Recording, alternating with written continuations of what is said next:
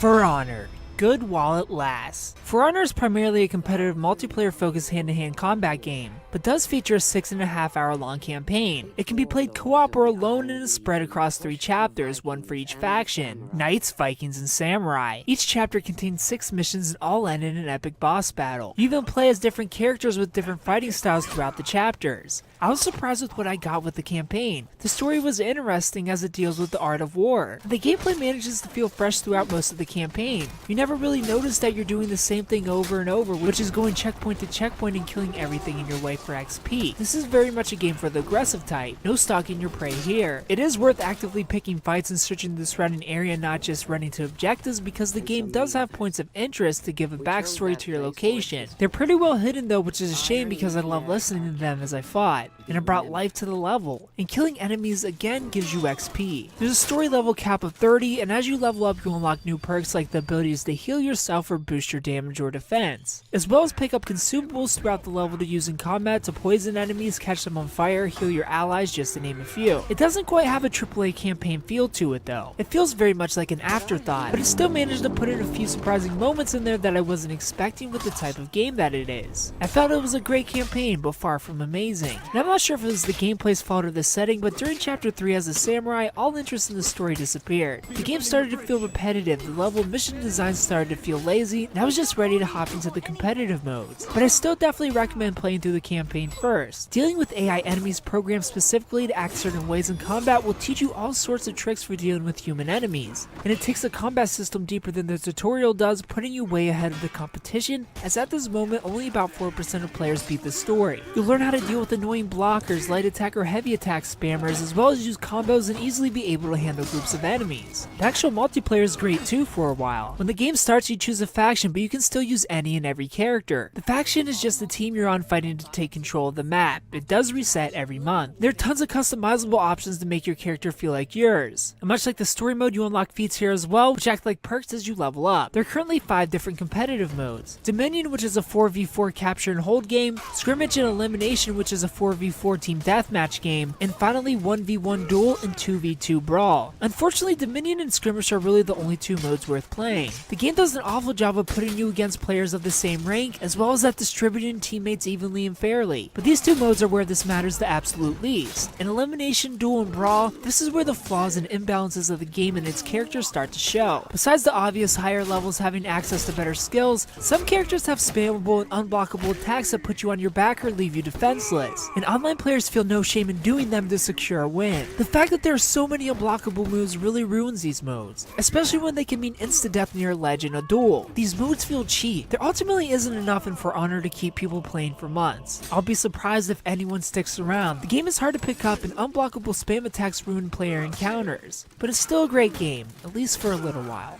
I give For Honor an 8 out of 10. If you played For Honor, tell me what you thought about it down in the comment section below. If you haven't played it, tell me if you plan on picking it up. Thumbs up, like the video, subscribe if you're new to the channel. And thanks for watching. Paper wall, no match for steel.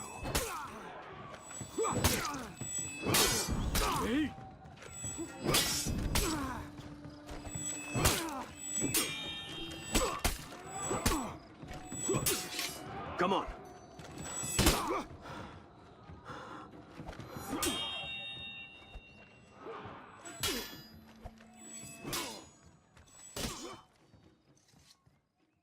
This review was made possible with GameFly. If you want to try this game or any other game imaginable, you can do so for free for an entire month by using the link in the description.